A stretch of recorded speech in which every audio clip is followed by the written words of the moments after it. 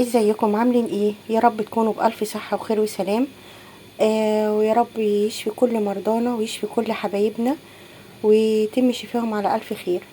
بنعمل النهاردة الكشري الاسكندراني او الكشري بعدس اصفر بطريقة مبسطة ووجبة عشاء سهلة وبسيطة. بقدمها مع صلصة مع طبق سلطة خضراء وصلصة كده بسيطة بطريقة حلوة. يا رب تنول اعجاب حضراتكم من مطبخ دودو.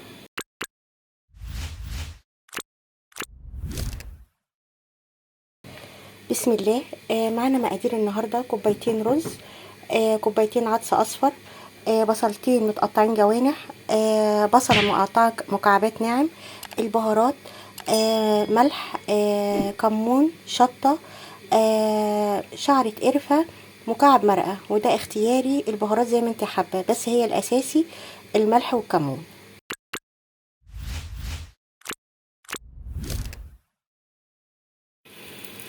في حله حطيت مكعبين زبده ومعهم حبه زيت يسخنوا. بعد كده هنزل بالبصله كده سخنت، وانا هنزل كده بالبصله زي ما حضرتك شايفه.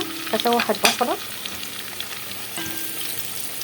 وفي طاسه تانية انا حطيت زيت وهحمر البصل. انا عايزه البصله بس تدبل، مش عايزاها تحمر. وبعد كده هنزل عليها بالرز، ونزلت عليها بالرز زي ما حضرتك شايفه. انا عايزه الرز يسخن كويس قوي.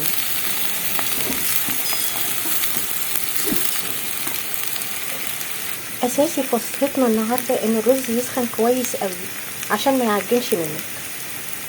الرز كده عندي اتحمر وبقى كويس قوي. هنزل عليه بالعدس الاصفر زي ما حضرتك شايفه كده بالظبط. نزلت على بعد ما الرز اتحمر كويس، نزلت عليه بالعدس الاصفر والبهارات.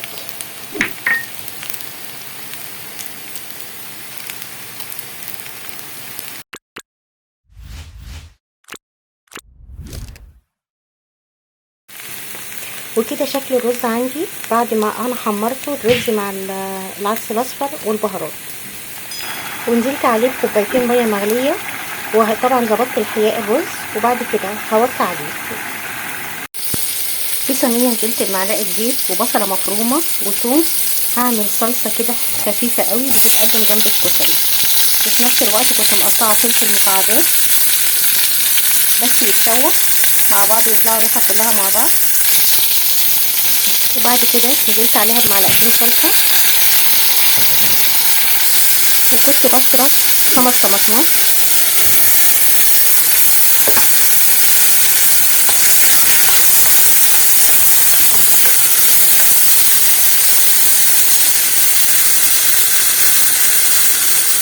وهسيبها تتسبك على نار هاديه.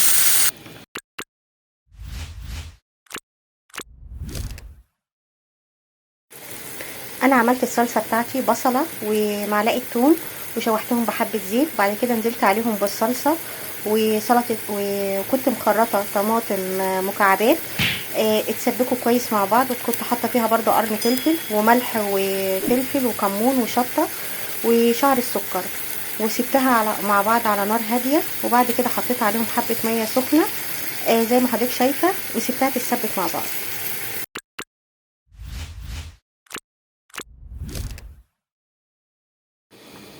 انا كده البصله معايا اتحمرت وبقت تمام، والصلصه بتاعتي بقت برضو تمام، وبرضو الكشري اللهم بارك ريحته وشكله تحفه. وهنقدمه مع السلطه الخضراء، وشوفوا هنقدمه ازاي.